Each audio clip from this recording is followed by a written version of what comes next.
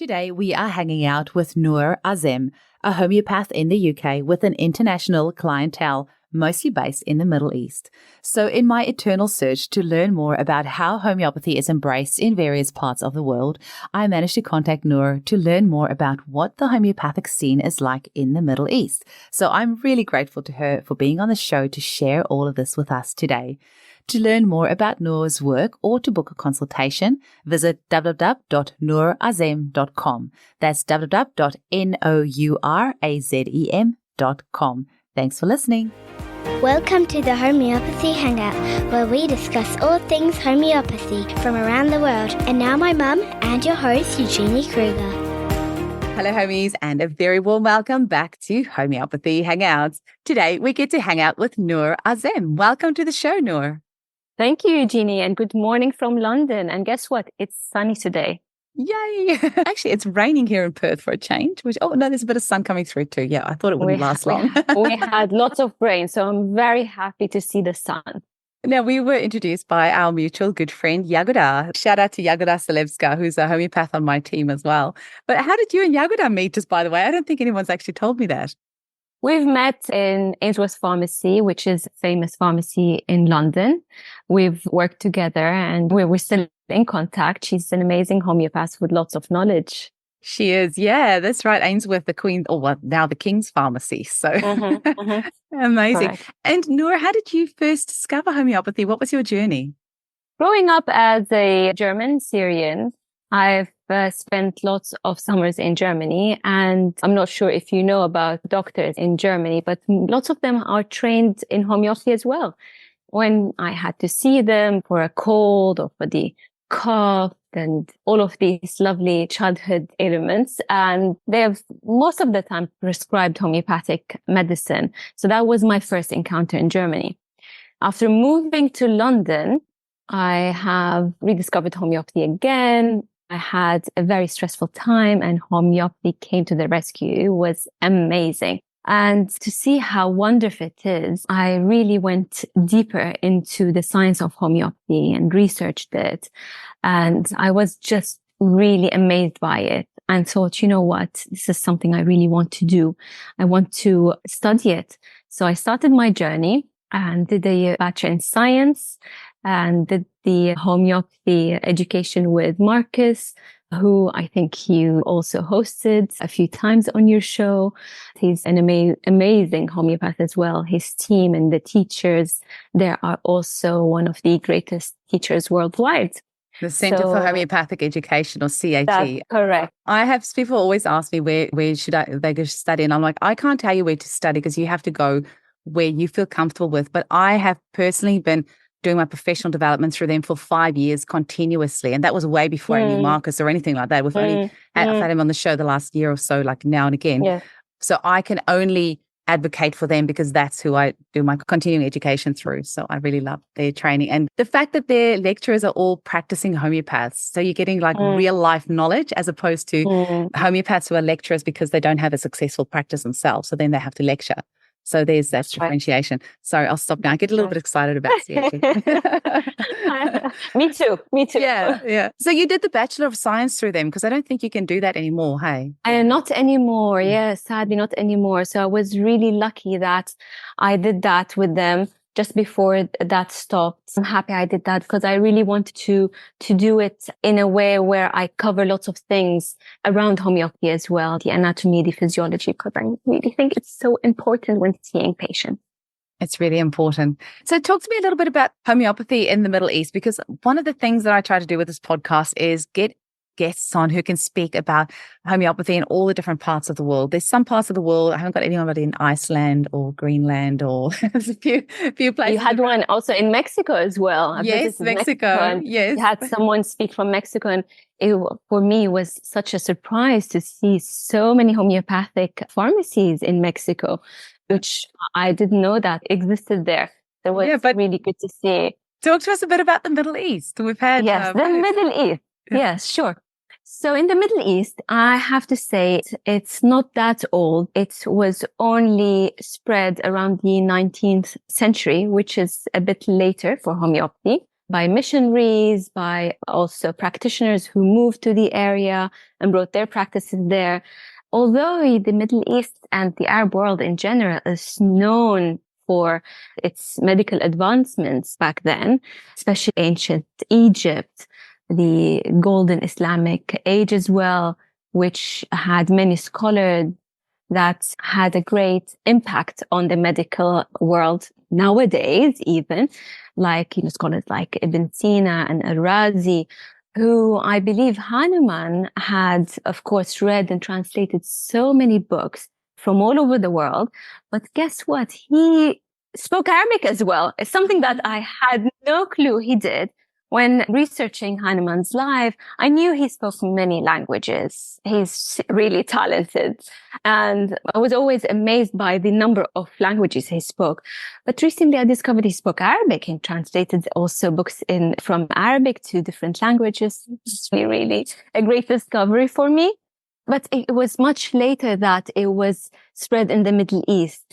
And I feel now more and more the alternative in general, and alternative and complementary medicine has been rediscovered in the area, which I'm happy really about now.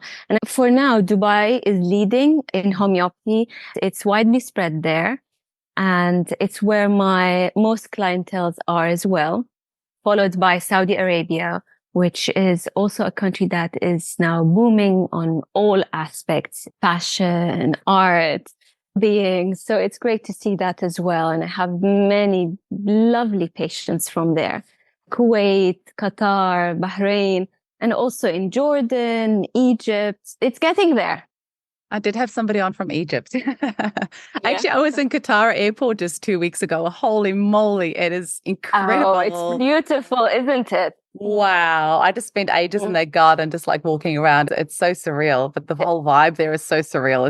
It's like a the city airports and their airlines are amazing. It took me like 15 minutes. Like they loaded us up from the airport lounge to go board the flight, and they put us on a bus, and then they started driving. And I swear 10, 15 minutes, we were still driving. I'm like, where are we going to? But they've just got so many airplanes there. They just had to drive so far to get to our airplane for us to get on, because there's like a bajillion airplanes. It's insane. Wow. But yeah, lovely flight. Shout out to Qatar Airlines. That was really nice. Mm-hmm. And in Dubai, how cool. Because I did see a photo that Farokh Master posted on his Facebook of him in Dubai meeting with a bunch of homeopaths over there. So that's really cool. Yes, I think they had a conference not long ago with many homeopaths going there as well. So I'm really happy to see that happening there. And is it easy enough to find remedies there? So you're obviously in London, right? But you're consulting worldwide. Correct. So then is it easy enough for you to get your clients in Dubai to access remedies? In Dubai, there are a few pharmacies, homeopathic pharmacies spread all around, and less so in the other parts of the Arab countries. Until now, I have to really post lots of prescriptions to the Middle East, especially when I need different remedies that I won't find in these pharmacies, or different potencies. However, I have to say, and it's something that with the amount of times I really needed certain remedies and I didn't find, and I had to just go with whatever these pharmacies had with their limited remedies, limited potencies. But still, Eugene, and I think you know that through your experience, we can do so much with really little remedies. 20, 30, 40 remedies can do an amazing job in helping with so many symptoms. So it's something that I realized shortly after practicing, that, hey, we can really do a lot with limited remedies. Amazing. Have you ever experienced that with the Muslim culture, with there being resistance with using homeopathy? Absolutely not. The only thing that, of course, we have to be cautious of, to keep in mind that, of course, many don't consume alcohol. With liquid potencies, it's something that not many prefer. That's when we send, of course, the remedies medicated on pills, tablets, powder, and not in alcohol. That's amazing, because sometimes there can I feel like sometimes people don't actually hear what they say because they will do one thing and not another. For example, a lot of vegans won't use homeopathic apis, which is made from the honey That's right. but they'll be happy to vaccinate their child, which has got animal cells in the vaccine. So I don't really understand that. But so it's good to talk about these things and so that we get it out in the open and we start getting some conversations going. That's what I'm all about. That's true. Yes. So is there any other challenges specifically that you have with working in the Middle East? Is it okay for you to be practicing online? Do they have any rules? Like I know a lot of countries have all sorts of rules and regulations around homeopathy. Is there anything like that, or is it pretty easy come, easy go? Yes, I think I'm going to expand a little bit around the challenges I'm facing in the Middle East, because I feel with challenges, you find solutions. So it's not too bad, right? One of the probably most difficult challenges, and something that I'm really working on constantly, is building back trust to complementary and alternative medicine in the Middle East. And that's because in the Arab world, generally, there are a lot of the herbalism, traditional healing practices are deeply rooted in the Arab culture.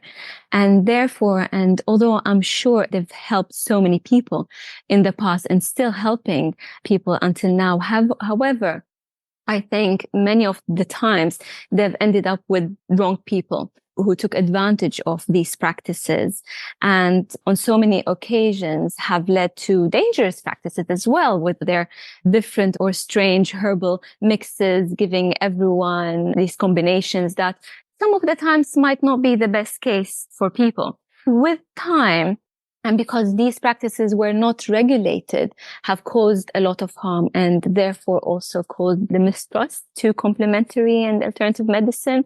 And that's why I'm now really trying to push for, in Dubai, they've reached a stage where they have an umbrella where all these practices work under. It's regulated. So it's fantastic. I wish and I hope that other countries also follow. I've read recently that Saudi Arabia is looking into it well. So that's great. And hopefully the rest will follow as well. So that's one of the biggest challenges I faced since I started practicing, and I still see with people hesitating to take homeopathic remedies, for instance. Another thing is also building the bridges again with medical doctors there, because most doctors in that area don't understand homeopathy. They haven't heard about it at all as well, which also a shame, because they turn their patients from really using homeopathic remedies because they don't know much about it. They're like, no, better don't touch, don't take it. And it's a shame, because homeopathy is fantastic to use on its own or even as a complementary medicine with other type of medicines. I'd really like to see that happening as well. And last challenge I want to talk about, which is a challenge, but it's an exciting challenge for me, because it's where our role comes as homeopaths, as educators, spreading awareness, talking about homeopathy. What is it? How can we help? How can it be safe? Because it is one of the safest medicine or type of medicine around as well, which can help with so many symptoms that perhaps other therapies can't or are limited treating. So building bridges, building the trust again. This is my mission. This is why I'm doing this podcast with you as well, and other podcasts. This is why I have been going on many trips to the Middle East. I've been to Saudi a few times. I've been to Dubai. I've been to Lebanon. I've been to Egypt. And I had a few talks as well. I'm planning some webinars. Here we go. Let's hope it happens. And we need more people as well to help us do that. Absolutely. So do you conduct your consultations in English and Arabic and German? Like you can... That's right. Yes, wow. That's right. Yes, that's right. I'm based in London. However, thank God for the internet. It's a global practice that I have. I see patients from all over the world. And East, West, I see many US patients as well.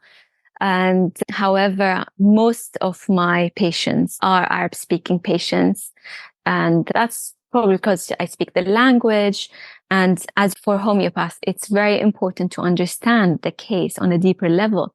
So understanding their lifestyle, their habits, the culture without judgment is really essential when taking cases. I do, of course, less consultations in German because homeopathy is really spread in Germany. I don't think they need more homeopaths, but it's always good to have more, of course. But I do have the odd consultations in German, but it's mostly Arab speaking patients. And that's online, also face to face when they come to London. It's always, I think, a good balance when you do both. And there is always a challenge in both aspects, but definitely the internet has made the world a smaller place and an easier tool for us to see patients. It really has. And I actually sometimes think I'm glad I don't speak German because I already can't keep up with all the English homeopathic books. I would hate to be able to understand German and then have access to all those books as well. So I don't know how many Arabic homeopathic books there are. Not many. There are some. And that's why I'm hoping to also start writing maybe some books, which we need. Most people read worldwide now read English. English is an international language, and it's a language that it's accessible by many and perhaps easier to learn than Arabic or German. But I think sometimes there are a few aspects lost when you don't speak the language and you teach with your own language and study with your own language. So there are some positives speaking a few languages. I speak 3, nothing close to what Hahnemann spoke. I think he was 9 or 11 from memory. I think so. Yeah. And what sort of plans? You mentioned about some webinars and some books and some things in the pipeline. What else have you got in the pipeline? What's your future plans? Yes. Awareness is my number one plan and target. And it's something that I'm working constantly on. And I have more time to do that as well now, especially after studying, going into practice. When you just go out fresh from studying, you're eager to go around to the whole world and see as many patients as possible. So at some point, I lost this aspect of just having new ideas and going out there and doing something other than just seeing patients. So I'm at a place now where I feel, of course, confidence comes with it as well, with experience. So it has been now 8-9 years doing or practicing homeopathy. So I'm ready now for much more. And I have a few things planned. I have courses planned, webinars, talks, visits again to Saudi Arabia. I have talks now with a few centers in Saudi Arabia and Dubai to go and represent homeopathy, and also building a community in that area, and not only with our lovely patients and clients, but also with other practitioners. So that's my aim and my plans for the next few months, which I'm really excited about. It's meeting new people constantly and sharing knowledge is what keeps us going. You would have met quite a few people through Ainsworth as well, I'm sure. And how long were you there for? I was with Ainsworth for around 4 years, and it was a great experience for me. Yes, I've met many people. However, I think one of the most highlights for me was having Tony, the owner of Ainsworth, around when I was there. So that was great because I've learned so much from him. He was always happy to share all the information and the knowledge he has. So that was a big positive for me being a part of that team. Oh, I know Yagoda has only ever spoken really highly of Tony Pincus. I think in the homeopathic community as a whole, he's very highly regarded, which is very cool. Absolutely. So Nour, how can people get hold of you? And are you still taking on new clients, and where can they book? Yes. So the best way and the best place is my website is both in English, and I have also a page in Arab. And I would say now 80% of my clinic is online. It's just much easier for people. And because I see so many people from all over the world, online is my practice for now. And when I used to be, of course, in the pharmacy, many people have used to come and pass by and see me there. But now online is the way for me, especially because I really want to reach out to as many patients in the Middle East as possible. And with hopefully my visits there, maybe something else will form, but we will see. Oh, amazing. Is there any final message that you want to leave our listeners with? I'm really thankful for you, Eugenie, and all the other practitioners out there who are very busy seeing patients, but also very busy being out there educating and spreading awareness. And I want to thank you very much for doing that and for really hosting so many people from all over the world, sharing their knowledge and their part of this lovely homeopathic world of us. And I want to say, let's keep going and let's share this lovely message across to everyone and to all the listeners on this global internet village. Amazing. Oh, it was lovely. So lovely to chat with you, Nour. And hopefully we get a few more listeners because I check the statistics on the podcast every now and again to see where the listeners have come from. We don't have that many over in the Arab states. So hopefully your episode will attract a few more listeners. Absolutely. Let's hope so. Yes. And if not, maybe some more people that will listen that have friends over that side might say, hey, go listen to Nour. Hopefully it works both ways. It was lovely to connect with you and all the best. Thank you so much. Thank you.